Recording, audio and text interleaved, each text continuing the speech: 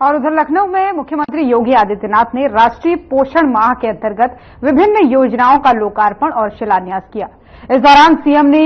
66 करोड़ की लागत से 45 जनपदों के 555 आंगनबाड़ी भवनों का लोकार्पण किया। और कार्यक्रम के दौरान सीएम योगी ने क्या कुछ कहा है, आइए आपको सुनवाते हैं।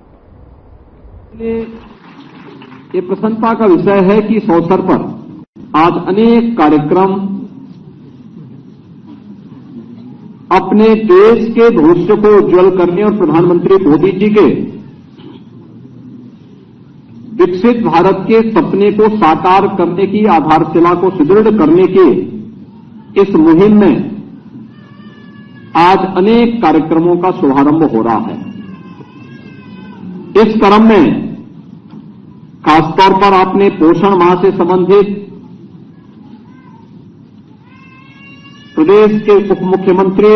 और प्रदेश के महिला और बाल विकास विभाग की मंत्री इन दोनों के वक्तव्यों के साथ साथ उस वीडियो फिल्म को भी देखा होगा जो इस पर अब तक की प्रगति और भविष्य की कार्य योजना को लेकर के आई है। इसके साथ ही संभव अभियान के तहत भी कुपोषित से सुपोषित हुए बच्चों की प्रगति और भविष्य की कार्य योजना की वीडियो फिल्म भी आपने यहां भी विस्तार से देखी है। साथ ही संभव अभियान के तहत उन आंगनबाड़ी बहनों और परिवार के सदस्यों का सम्मान भी इस मंच पर हुआ है जिन्होंने एक समय सीमा के अंदर इस लक्ष्य को प्राप्त करने में अपनी भूमिका का निर्वहन किया है।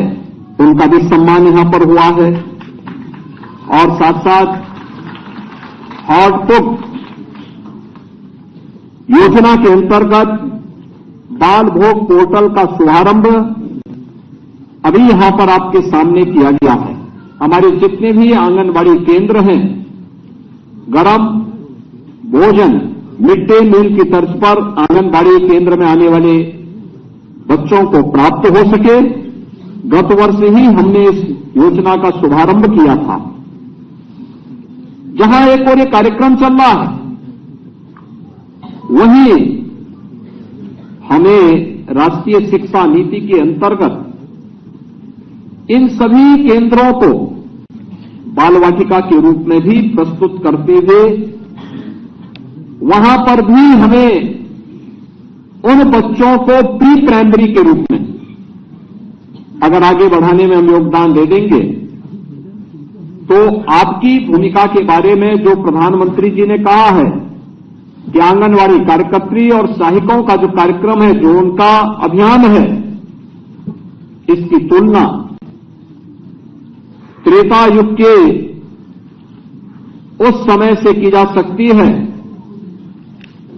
जब उस समय माता देवकी के 8वें पुत्र के रूप में जन्मे कृष्ण कन्हैया की रक्षा के लिए वासुदेव जी ने उन्हें माता यशोदा की गोद में रात्रि के अंधेरे में चुपचाप रख करके और वहां से प्रस्थान कर गए थे। याद करिए, माता यशोदा ने कृष्ण कन्हैया का लालन पालन किस तन्मयता के साथ किया, कभी ये नहीं लगने दिया कि मेरा पुत्र नहीं। और मुझे लगता है कि यही दायित्व आंगनबाड़ी केंद्र में या फिर जब आप